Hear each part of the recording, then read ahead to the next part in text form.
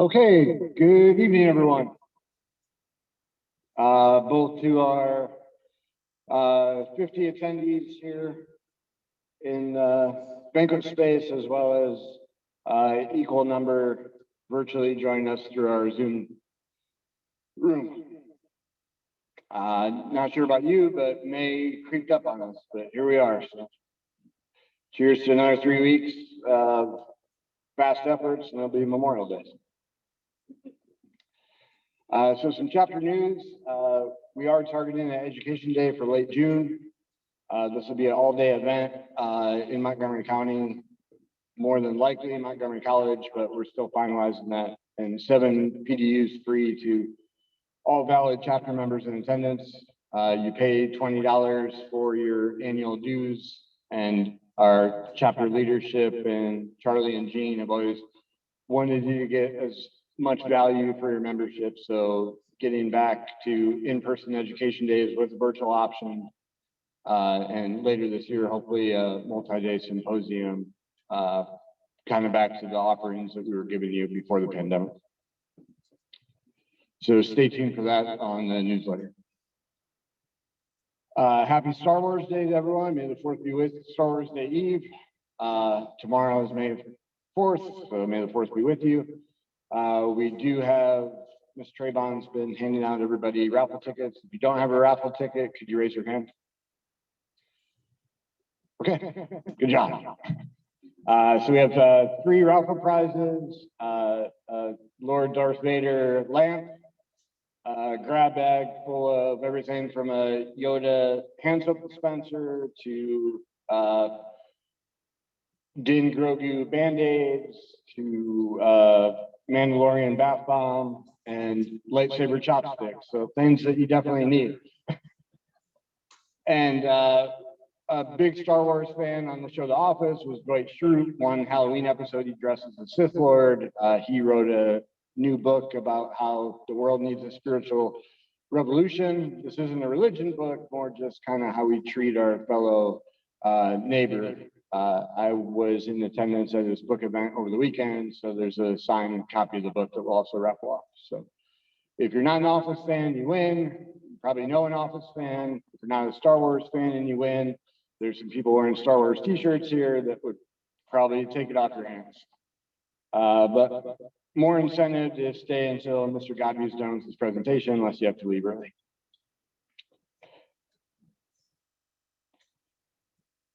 Okay, in terms of PDUs, we're one of the, I think, 4 or 5 chapters that routinely post our presentations and monthly meetings on the chapter YouTube channel. Mumbai, India, one of the biggest chapters in the world does.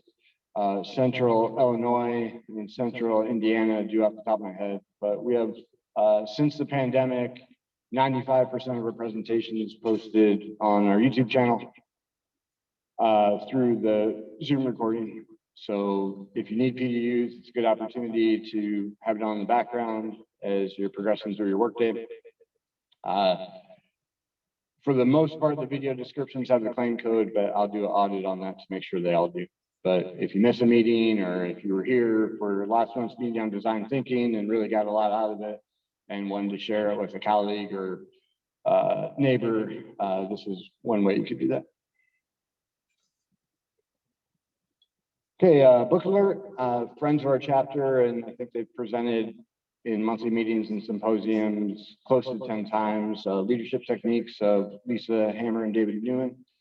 Recently wrote a book called The Engagement Matrix of just how we can, regardless of where you are in the chain of command, you can be engaged in your projects and have a high degree of influence and impact. That's available on Amazon in paperback. That could be at your house tomorrow for $19.99 and free to Amazon Kindle Unlimited subscribers who are paying that $5 or $6 a month.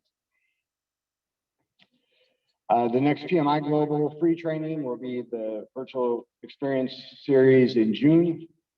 The featured presenter is Ms. Jennifer Brown, who wrote the soon-to-be bestseller, How to Be an Inclusive Leader, which really speaks to inclusivity as we progress in this new normal of the workforce.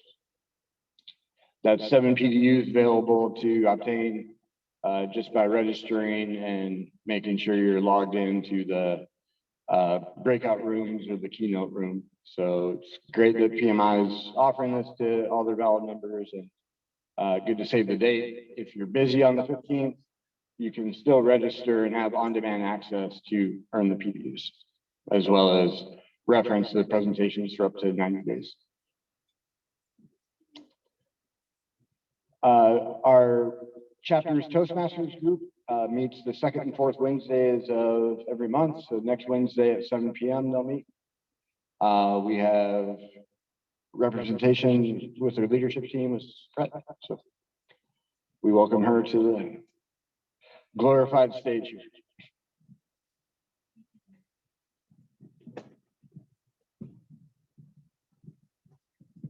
Good evening, everyone.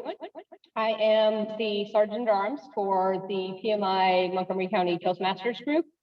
And as Matt said, we do have a meeting next Wednesday on Zoom at 7 p.m. And we will also have a meeting on May 24th, and that will actually be in person at one of the libraries, either the Rockville Library or the Davis Library. And we're going to be doing our 15-year celebration for the Toastmasters group. And then starting in June, we're also going to be doing a little bit of a change up and trying sort of a hybrid combination, where we will be doing 2 virtual meetings a month and then an additional in-person meeting that'll be on the 3rd Wednesday of the month as well. So for anyone who's interested, as far as PDUs go, once you become a Toastmasters club member, you're able to get PDUs, and in a month now with our new meeting format, you can get 1.5 PDUs per meeting. So in a month's time, you can get about like 4.5 PDUs, and over the course of a year, that's close to 54 PDUs, which is almost all of the required PDUs needed for PMI recertification. And so if anyone's interested, I do have a card, so please come find me.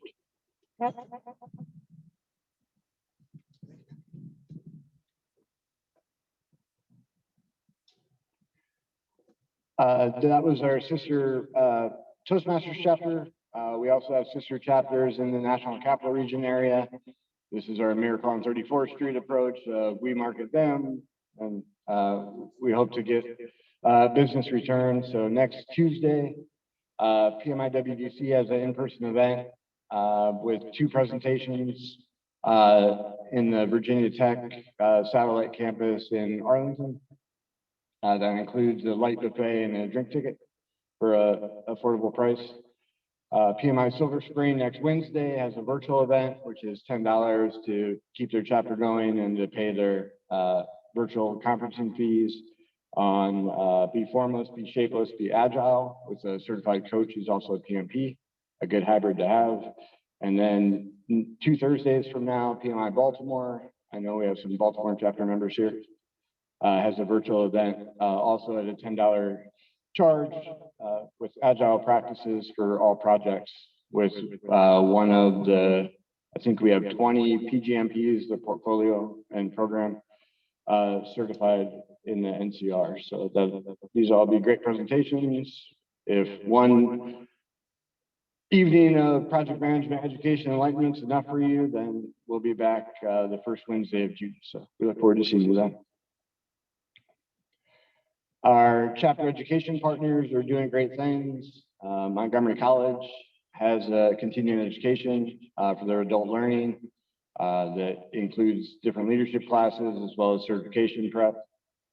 So I think the majority of us are at least certified PMPs, but if in your offices you have new project managers, Montgomery College is a great resource to utilize for that. It's our distinguished honor to welcome Mr. Robert Godbey and his lovely wife here this evening. We closed with our April chapter expirations of, I forgot to renew by the end of the month. Our chapter membership was 2,020 members. So that's a lot of talent to pluck from to be speakers. So as often as we bring external members, like last month, our design thinking leaders, we'd love to have as many chapter members present to their chapter as we can, both to put a spotlight on their offerings as well as just show the talent base and the powerhouse that PMI Montgomery County chapter is. So we welcome Mr. Godbey here. He has over, not to age him, but a wealth of years of experience in different sectors, from supporting city management and IT to Fortune 500 companies. Right now, he's working for Securigence, which is a Northern Virginia leader in cybersecurity information assurance professional services, and he's also a trusted and distinguished alum of the defending Big Ten football champions, the University of Michigan Wolverines. We welcome Mr. Godbey and turn the floor over to him.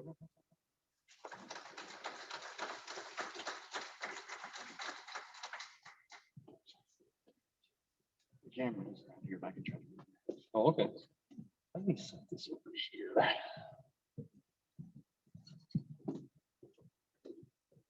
All right, can everyone hear me okay? No? So might want to, I'll hold it a little closer. Yeah, that's better. And maybe turn the volume up just a little bit, I guess. Usually I yell without the microphone, so we'll see how this works. Anyway, first I just want to thank everybody for coming out, both for the chapter and for myself. Glad you're here. And my name is, as you've already heard, Robert Godbey. I go by Rob most of the time. So if you see me around the meetings after this, you can say hi, Rob, and we'll be fine. And tonight we're going to talk about facilitation, but in the concept of leadership. And I thought that Matt's flyer that he sent out for the meeting was pretty nice. He found a guy that got a nice award from Harvard saying that basically if you want to be better at leadership, study facilitation. And I can't argue with Harvard, right? So I think that was a pretty good sort of introduction to kind of what we want to talk about tonight. Sure. Which button do I hit? Yep. Yeah, there we go. All right. Okay. Yeah, just trying to watch the reverb there. But this is a little outline of what we're going to talk about today, and I wanted to go over with you and do a little bit of an interactive exercise on a learning model that I think might be useful for talking about some of these things.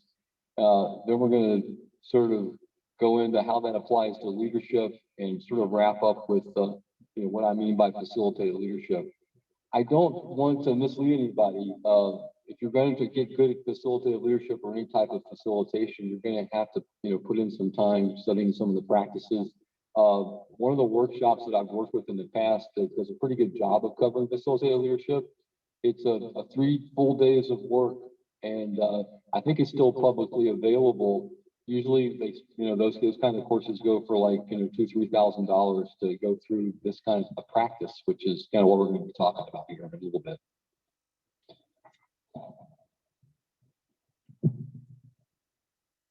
So a little bit about myself. I put this up here so we could look at both of the different places I've lived and the places that I've worked. But I think we've already covered that I'm a Wolverine, so go blue. But I'm also a native West Virginian, so shout out to any Mountaineers that might be in the audience. And you can see here that I moved to the area in 2014, so almost 10 years now in the DC area.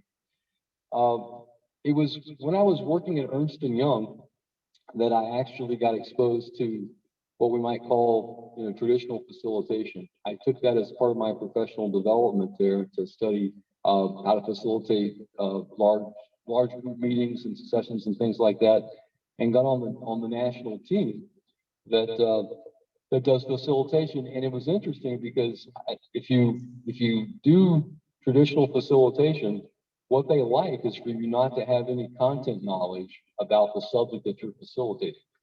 They don't want you to be discouraged or distracted by what's going on. They want you to stay focused on learning running the meeting in the process. So I would get calls like, Rob, you know anything about retail? And I'd be like, well, that's not really my area. Okay, well, we want you to go to New York tomorrow and facilitate the National Retailers Association meeting. And I'd be there, okay, all right. And that's how I was taught. It was actually, if you're in that kind of facilitation environment, it was considered to be a flaw if you had a lot of content knowledge or knew a lot about, or any of the people involved in the meeting that you were facilitating. You're supposed to sort of, recuse yourself from that particular facilitation kind of thing. So what was interesting about that, though, is that as I started coming back and working with my own teams, I found myself using some of these facilitation techniques that I was using in the traditional fashion, with these meetings to manage my own teams, right? And it was all that sort of like that gray area. I obviously had a vested interest in the outcomes, and I wasn't sort of a neutral, bystander that was doing the facilitation, but I found that I was getting pretty good results from applying some of these techniques that were sort of designed for that kind of, traditional facilitation. And you can see here that this is kind of a setup, is that up until relatively recently, I'd say in the last 10 or 20 years, facilitation was being taught as something that, you wanted to be as neutral as possible, was kind of the first line of order. Now, when I started my own business after Ernst & Young, Dow Chemical was operating in my hometown. They just took it over Union Carbide, and they wanted to teach all their managers facilitative leadership. And they were looking for somebody that had a background in that. Somebody recommended me, and I got exposed to this workshop that basically went through the process that I was kind of doing on my own, which was how to apply some of these facilitation skills that you're being trained to run a big meeting for to smaller teams and the work that you do on a regular basis. And even when, it might be even wise in that situation to actually, call in a neutral third party when you need to, that type of thing. So that's kind of the focus of what we're going to be talking about tonight. And so these are the 7 practices as the workshop I was telling you about my interactive associates actually covers in their workshop. And they follow most of the ones that I've seen in other workshops and other approaches. I just kind of wanted to give you sort of this overview slide up here up front to kind of get an idea, because we're going to come back to this and talk to this a few different times during the presentation. But the list that Matt had in his flyer of I think it's the 5 or 6 pillars of the international facilitation group, they apply across all of these, right? They're almost like the underpinnings or the foundations for doing this kind of stuff. So we're going to come back to this in just a second. But first, I want to talk to you about that learning model. Did everyone get a piece of paper at their table? Something to write with? Because what I'm going to ask you to do, I'm going to see if I can do it with the microphone at the same time. But take your piece of paper, and fold it in half landscape wise, and you can fold it in half again. And that's just for us to get our 4 columns that we want. So it should look something like this when you get done. And then if you want to write across the top, you can write learning model in the middle across the top. And then I put in parentheses under mine, learning versus comfort. Okay.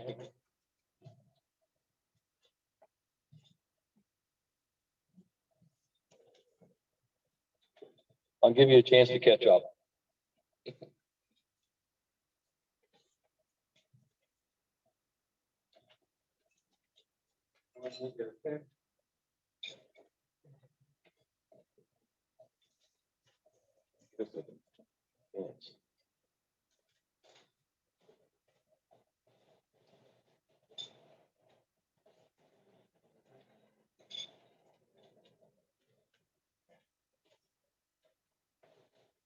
Having trouble getting it to advance.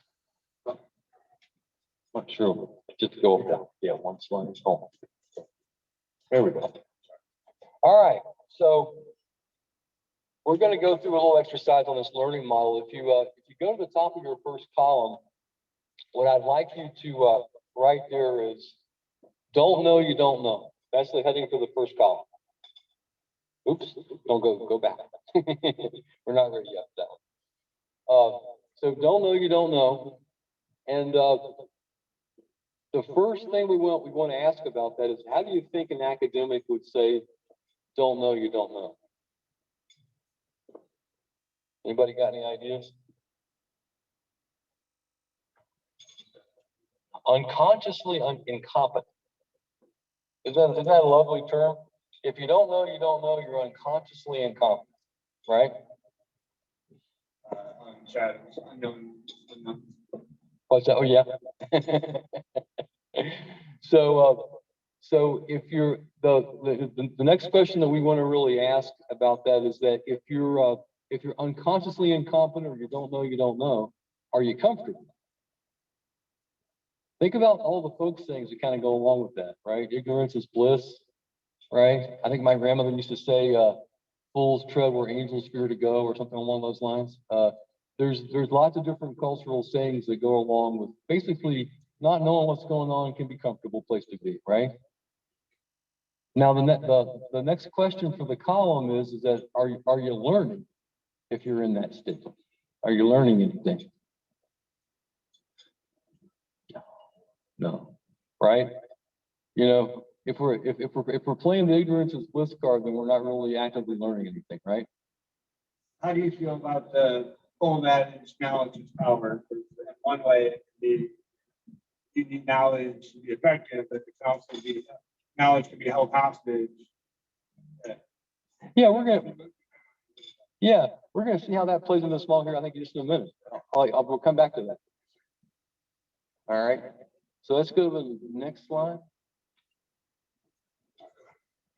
Okay. All right. So that's kind of how we got the first column, right? We're unconsciously incompetent. We're comfortable, but we're not really learning, right? So the next column, we want to word that one is that no, you don't know, right? So now I know. Now someone's made me aware. So you can think of a circumstance where either you came up on something and you discovered it on your own, or someone kind of usually points it out to you that you don't know something.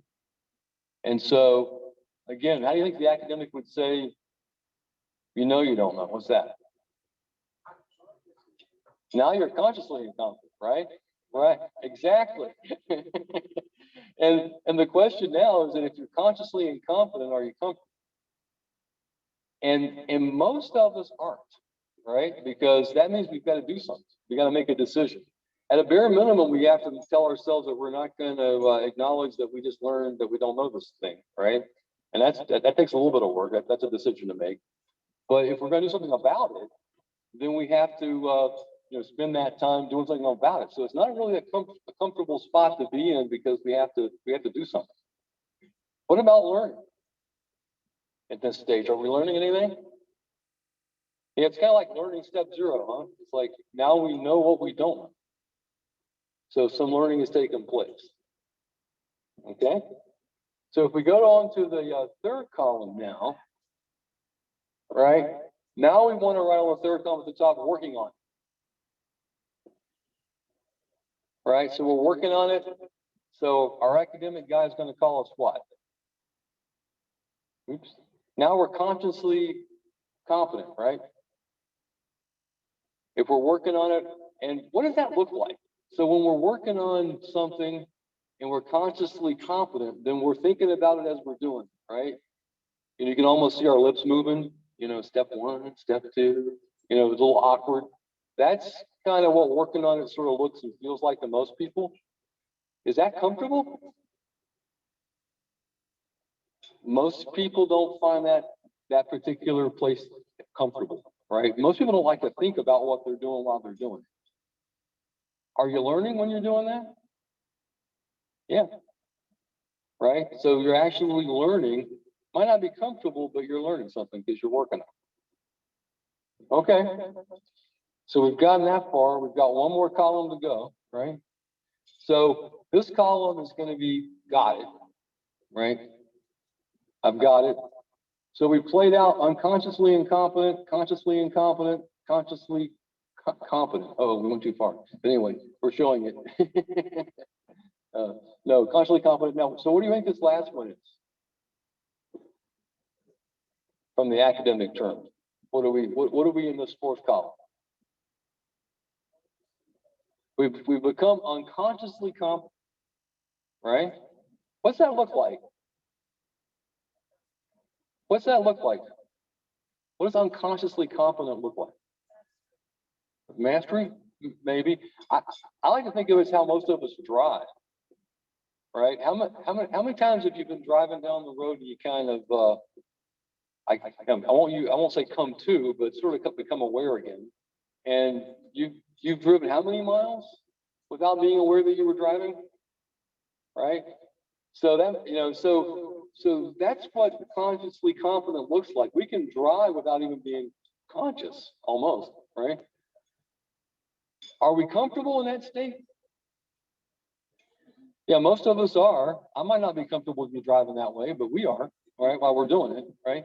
And are we learning when we're in that state? No, we're not. Or not, we're just doing, right? So if we look at that, that's our finished learning model. Just take a peek at that for a second. So where does all the learning take place?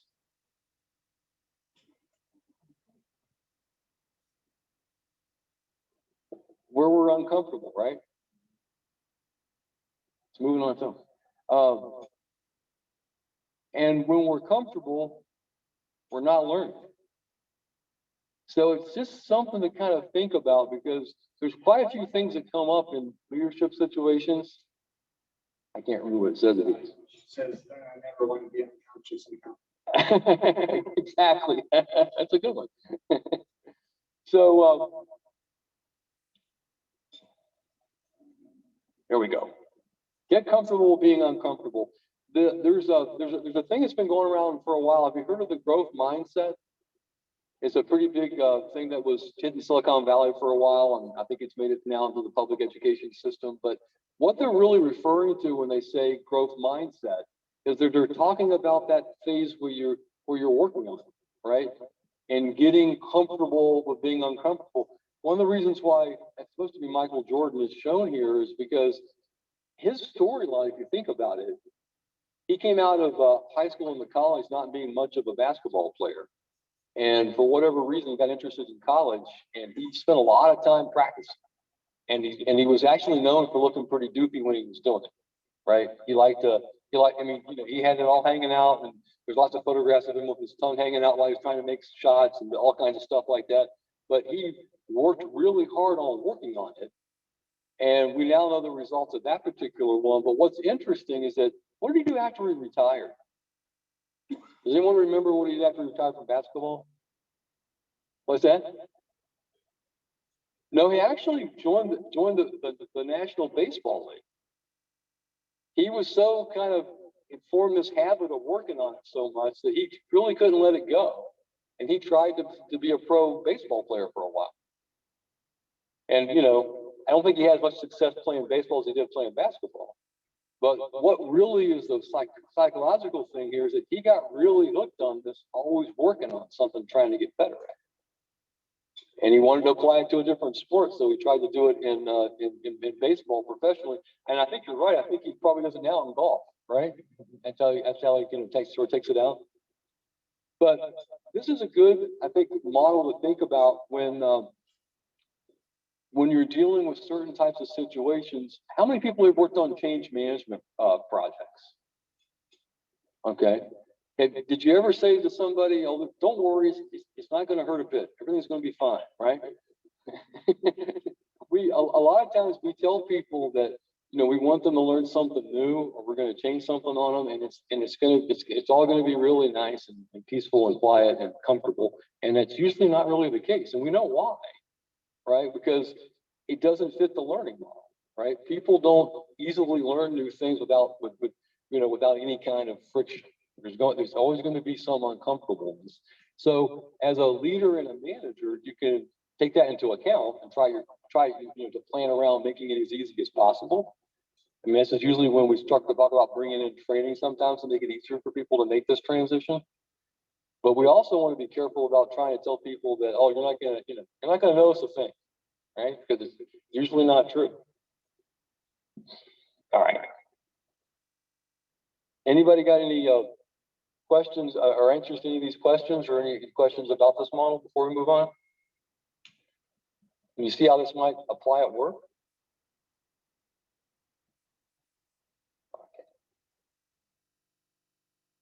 So this little phrase at the top here on leadership, there was a couple of guys, it's been a few years ago now, that wrote a book, I think it was called The Platinum Rule. And what they said is that the golden rule says, do unto others as you'd have them, do unto you. And they said that really, it would be better if we had the platinum rule, which is to do unto others like they want to be done unto, right? And what they're really trying to say is that finding out what makes people tick and trying to help them, when we're doing like a stakeholder matrix in project, and I usually label one of the columns, what's a win for this guy, right? That's a version of finding out what makes them tick. And seeing if it's within your power, within this, whatever it is that you're doing, to kind of help them get what makes them tick, right? Whatever a win is for them. Because it's not always what a win is for you, right? That's part of this whole thing. But anyway, as we're talking about the idea of what a leader is and what makes them a facilitative leader, it's along these lines, just taking the straight definitions. Someone who's facilitating makes things easier for folks. And when we're in a leadership role, either by, power position, from an authority position, or from influence, we're in a commanding position. And so using that position to make things easier for people is really the overarching idea. And if you come down here and look at some of the roles that come out of this, how many people see themselves as coaching on sort of a regular basis on their project teams?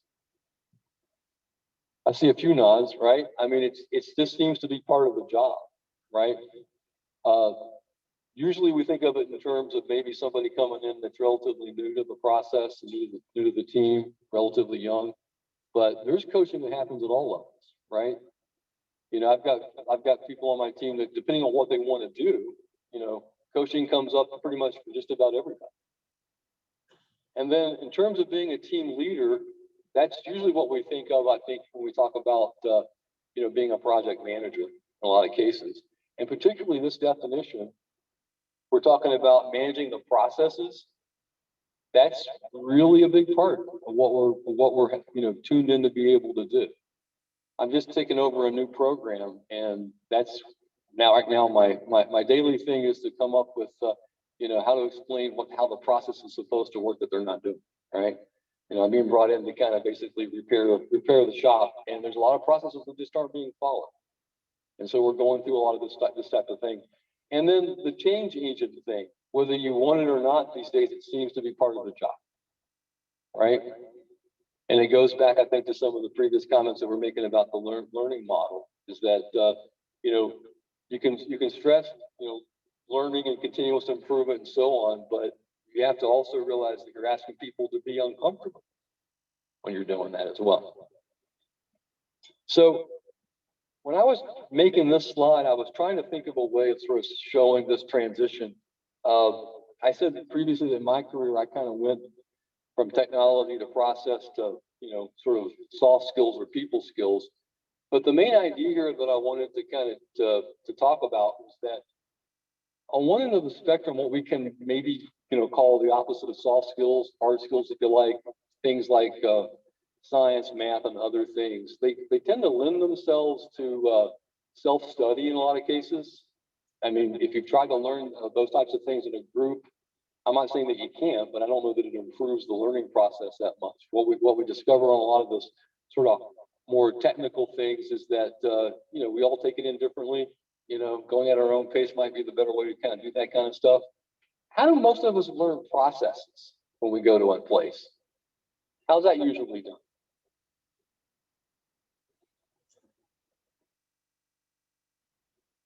Yeah, when you go into a new job, what do they usually say? Well, here's so-and-so, follow him around, he'll show you how to do it, right? So usually when we're talking about process learning, it's almost automatic that we get people to say, well, let's just search and show you how it's done, or follow them around and watch how they do it and do what they do. And it's sort of a different style that we don't even almost think about, but we don't usually teach process stuff quite the same way. And it's sort of, I do that sort of in the middle too, because there are very defined hard processes like in manufacturing where there's less wiggle room. And then there's processes on the people side, like in customer delivery and customer services, where there's a lot more variables, but they're still pretty much taught almost always the same way. You know, let this person show you how that process works, how it's done, right? When we get into soft skills on the people side of the equation, what we traditionally call soft skills, what you'll find, at least my experience has been, is that the concepts are usually pretty simple. When someone tells you the concept, like my favorite one when I was university young, we had to teach the consultants not to talk about their clients in public, right? And we had this big lecture about security and privacy and so on and so on. Everyone would nod their head, we're not done, we get that, right? And then we would put the inexperienced new person beside an experienced consultant and time how long it took them to say something they weren't supposed to say. Usually it was in seconds, right? Because knowing the concept and practicing it were pretty different, right? And that's what you'll find with soft skills. And the reason I'm bringing this up in this context of facilitation is that most of these are soft skills, and the way to learn them is from practice. And usually practice with a group of people, right? Because you need to see the reactions that people have to what you're trying to do in order to learn from it. And I think our person here that was talking about, the Toastmasters Club is a similar kind of thing, right? That's why you guys get together and practice. And this is one of the things to kind of realize is that most of the concepts that you'll find in facilitation in soft skills in general, and facilitation in particular, are not going to be tough to understand.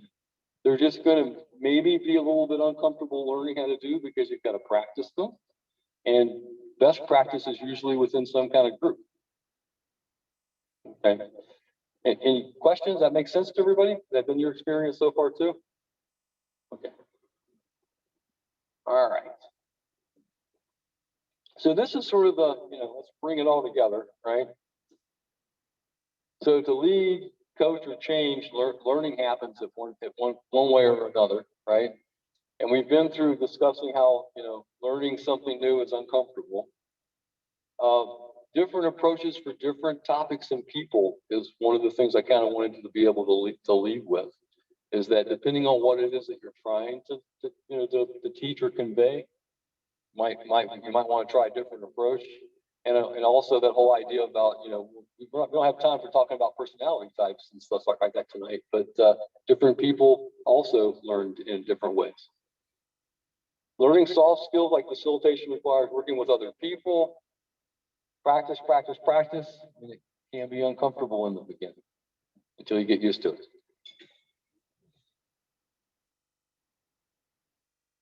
So I want to pause here before we go on and start talking about the 7 practices of facilitation and ask, these basic questions. What have been your challenges as a leader? How can you be a better leader? What do you think would help? Anyone want to volunteer? Go ahead. I'll see the times that I struggle is when my emotions take me where I'm worried that we're not going to get accomplished. I get stuck in that fear mindset, and I quit listening to people because I'm worried, right? Right. Just know how it's going to go. And I have a little mantra that I say to myself that helps me get out of that. I think I reserve the right to get smarter, right? That's what I tell myself. I think it's just the growth mindset. It's a way of taking my growth mindset back in and damping down the fear so that I listen. That's very self-aware. And I think we all go through a version of that, right? If we're managing projects. And I think figuring out our own personal way of kind of dealing with what you just said makes a lot of sense. Anybody else?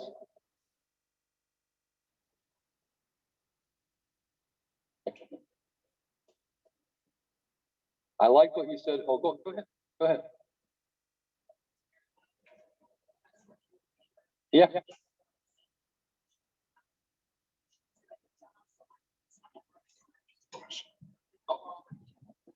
Right, right.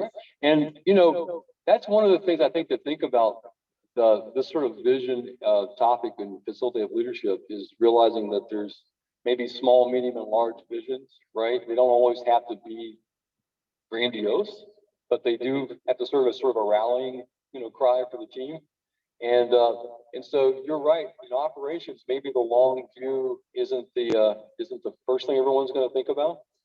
But one of the things that we cover in that section when we talk about that is you know what's the emotional component here around this particular thing that we're trying to do, right? You know, there's you can talk about, you know, the logical reason for doing it, you know, the sort of the I don't know, the moral reason for doing something, but what's the real motivation behind it? They don't, and the other thing about vision that I think is pretty important to realize is that you don't have to be starting off like starting a new company or starting a new program or, you know, some grandiose thing to need one. If the team just seems like it doesn't, you know, is confused and doesn't know what's going on, that's a time to reset and go back and say, did we have a vision before? You know, does that still apply? Right? Because usually if a team is doing that, it's a symptom of something, like something's changed and maybe they're not sure the vision still sticks, and you've got to address that. But thanks for the question. That's good. Okay. All right. Anybody else? All right. Oh, go ahead. About team building, bringing people on board with this type of leadership, or is it just you just got a team and it's just maximizing that team? I would say that within these 7 practices, we don't pull out team building as a separate as a thing unto itself, but some of the exercises that we do to kind of teach some of the ideas and practices amount to team building things, right? And they're really basic stuff. I mean, getting a team together and agreeing on ground rules, for example, is a team building activity, right? Yeah. Right. Yeah, not trying to get like some sort of shared experience and team building. Right, but you mean like bringing someone onto the team, right? Right. Well, again, some of the ideas here, you know, I was starting with, like, you know, having ground rules for your team. That's one of the things I start with when I bring on a new member, is to show them what we've already established. Ask them if there's something that they would like to contribute or add to those, or you know, do they understand what they are? The visioning conversation kind of comes up, because if they're new to the team, they probably don't know why we're doing what we're doing, right? And so it's sort of almost going through your list of things that you did bring the original team together and sort of reviewing them for the new member.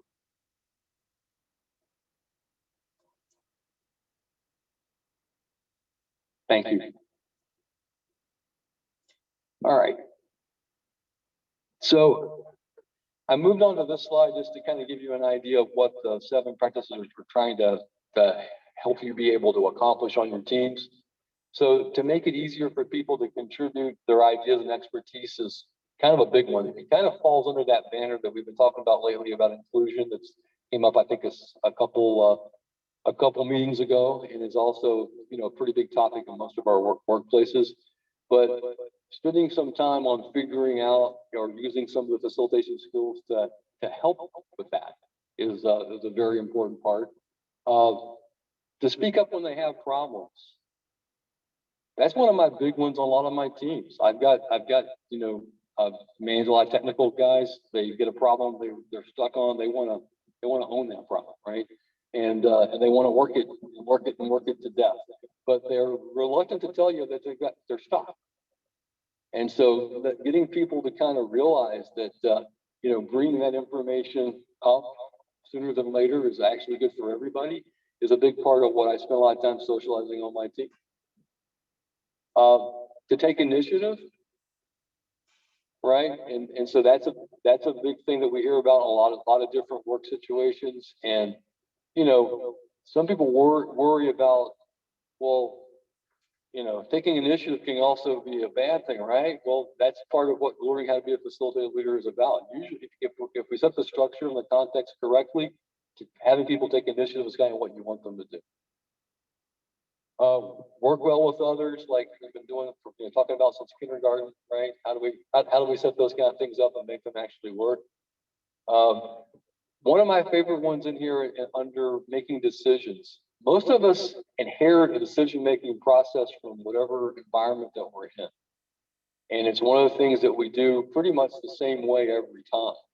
And one of the big things in facilitative leadership is teaching you that there's a spectrum for decision-making, and you can be very strategic about which method you use depending on what kind of decision it is and where you are in the project or what's going on with, with the team.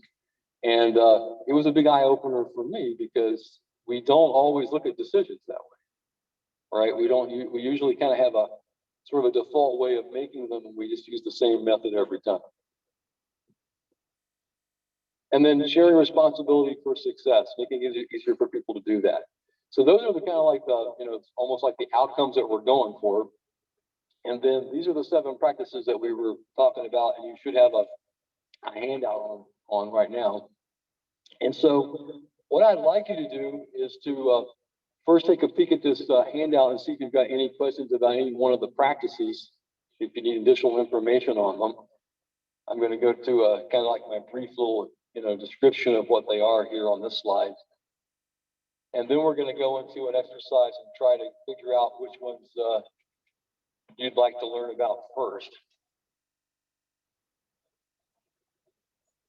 The idea is that since we can't do a 3-day workshop here in an hour, we're going to try to do a poll after this meeting to see, which one kind of surfaces to the top that you're most interested in, and then we'll see about doing a future session on that particular one. But does anyone have a question for clarification on what any of the practices actually mean?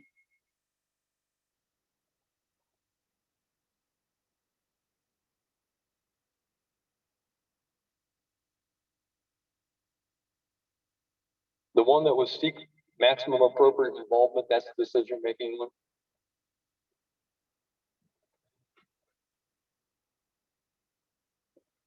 Facilitating agreements, probably what most people think about when they think about professional facilitation. How to get people to agree.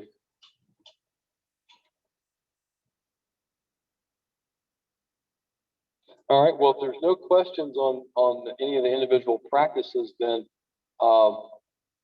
we want to go right here to this sort of activity. We'll give you like 4 or 5 minutes to kind of read through that little handout and select your, I think the handout says pick 2. When you do the poll online, you're going to be able to vote for one. But we'll talk a little bit about that, what you think might be most useful to you. We'll start the timer now.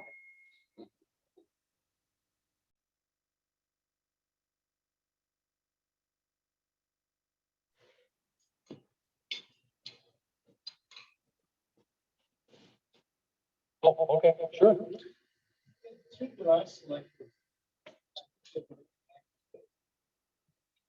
Focus on results versus.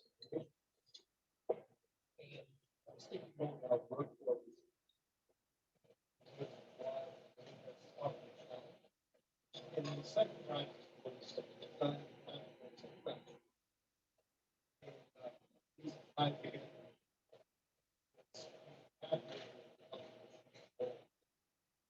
but at the same sort of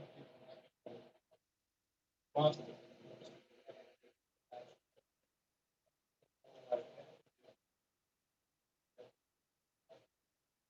Yes. And for those of you online, we heard that you picked pathways to action, and I think the other one was, focus on results, process, and relationships. Go ahead.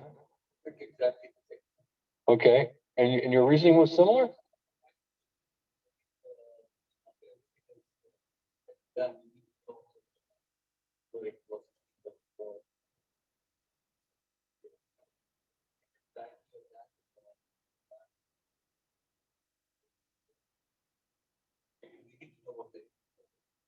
Right.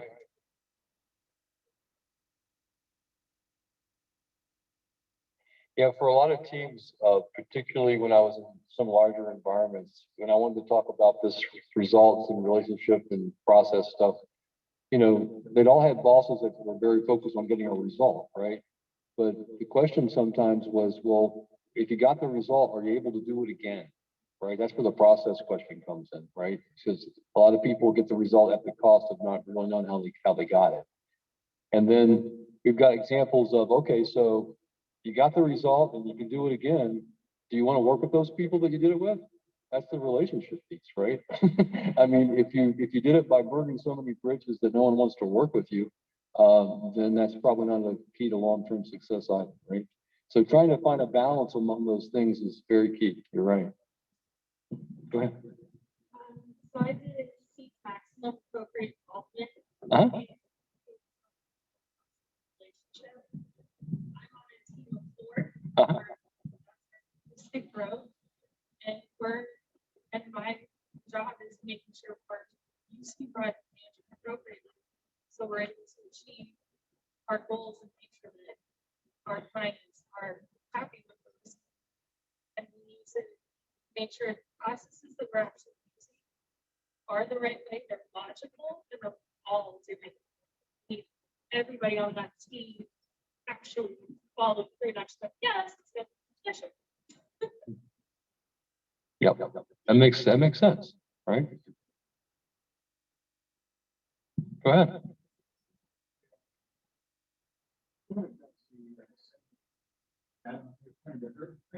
Yeah.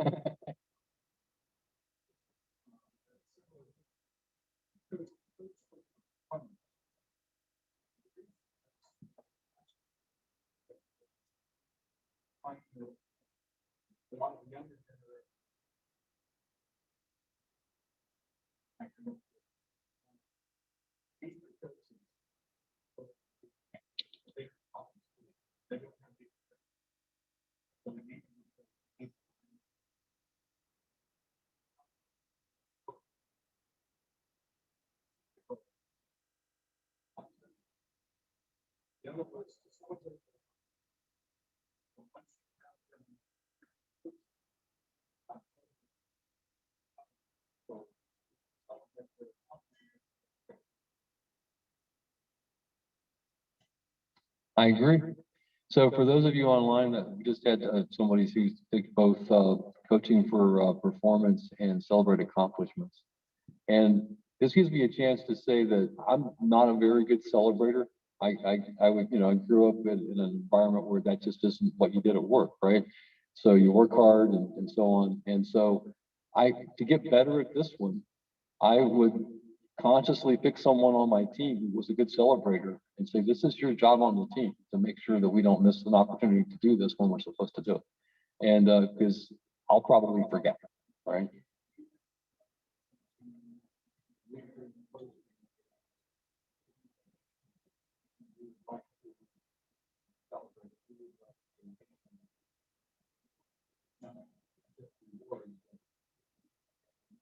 Right.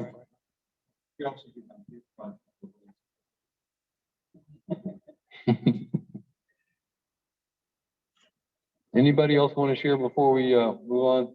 Go ahead. Sure. It's very conditional. Uh-huh. We want to motivate people to collaborate and we or inspire. We want to overcome something. The second thing is truth. Celebrate agreement. Because I think when agreement is reached, it's easier to bring people. Sometimes agreement is hard to achieve.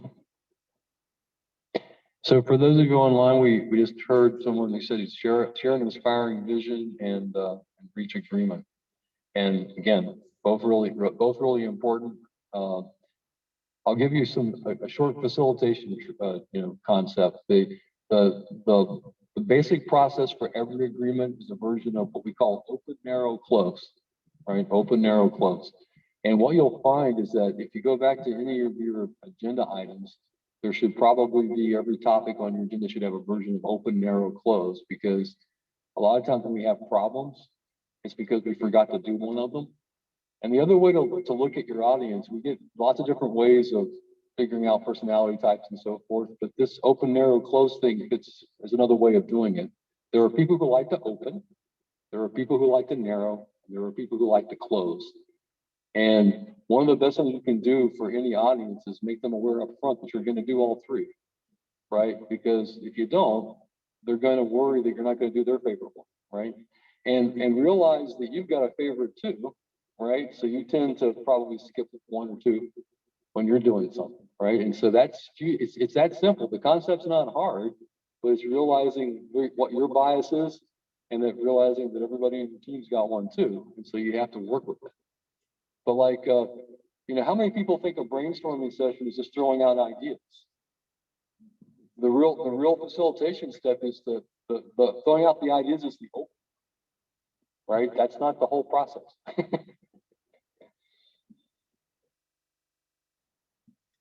All right. Well, thank you, everyone. I'm not sure the timing of when the poll's going to go out, but look for it and, you know, vote for your favorite one. And then when we get the results, and I'll look at them and see what we can sort of do to fit one within our time frame for our interface. All right. Thanks. Oh, yeah. Well, I mean, I'm those people that actually agree. I think knowledge is power. I think some of that power comes from almost from our model. It's realizing that most people who gained it had to spend some time being uncomfortable to do that, and there's that's sort of a version of paying the dues. I think we instinctively recognize that, whether we realize it or not. Yeah. Can you provide an example of where facilitation has worked in your consulting with professional services, not to violate like Oh yeah. shops? No, I mean I can give you probably, you know, too many, right? But a recent one, I've been doing government contracting is relatively new to me, and I've worked at a few different agencies, and I've been working mostly with IT, you know, shops in the different agencies. And what's happened several different times is that there would be some problem that basically was a process handoff, right? And there was lack of communication between the two different sides of the handoff. And so I would suggest, why don't we get everybody together in the same room and discuss this? And everybody's eyes would get really big and their mouth would fall open. Like, you mean like get them in the room and talk to them? And I'd be like, yeah. Why don't we do that? And literally at one agency, I suggested this, and they were very, very worried about doing it. And we did it, and the session went really well. You know, I facilitated it for, you know, a group about this size. And it was so good that when it was done, and they were relieved that it went so well, they went, can we do this every week? And I said, probably not every week, but, you know, we might want to work it in on some kind of cycle to kind of, you know, get through these kind of problems. But it's as simple as that. Not everyone thinks to get together and talk over things like this, to actually work out a problem. So following your example of brainstorm, Right. what would be a narrow and close after? Well, almost all the narrowing techniques have something to do with categorizing things and grouping them, making the list more organized, right? Right. Well, there's lots of different ways of doing it. I mean, I've got books, right, of different ways. But what you end up doing is some version of getting the group to narrow their selections, and from doing that, you actually understand the information better, what the choices really are, right? And then, you know, closing is some version of selecting whatever it is that your goal. Sometimes it's a top three, sometimes it's one answer, you know, whatever that target is that you have to get to. But that's a good one to do. That one might actually fit an hour session, right? All right.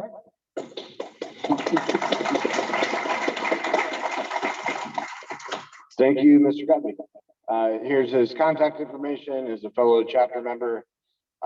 He'd love to hear your thoughts as mentioned in our experience survey that you'll get probably tomorrow morning.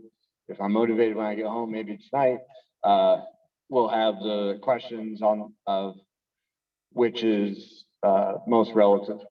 So,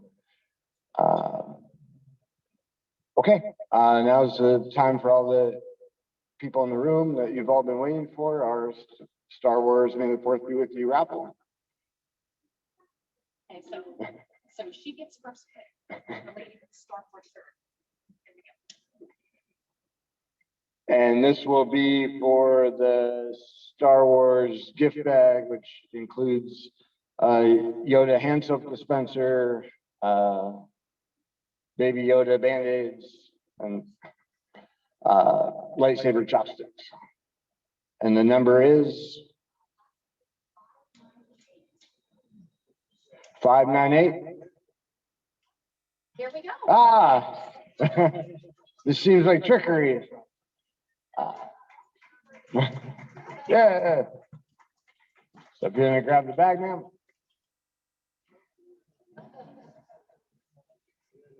You can. Maybe Mr. Godbey can draw the last two numbers. Congratulations.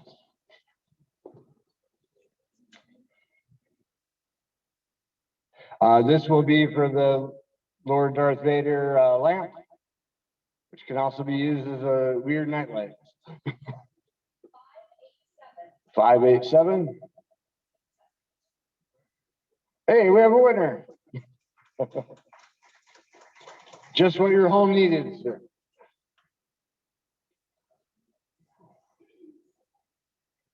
And then our last item will be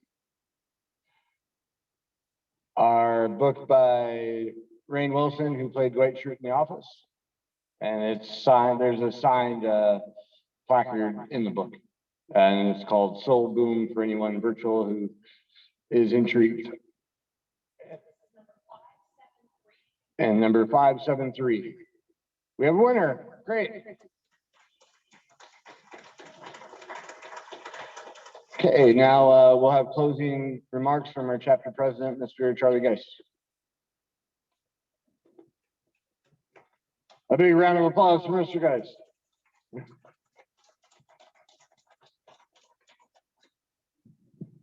Okay, I think we had a great time tonight, and I'm not going to hold you up, so hope to see you next time. Short and sweet.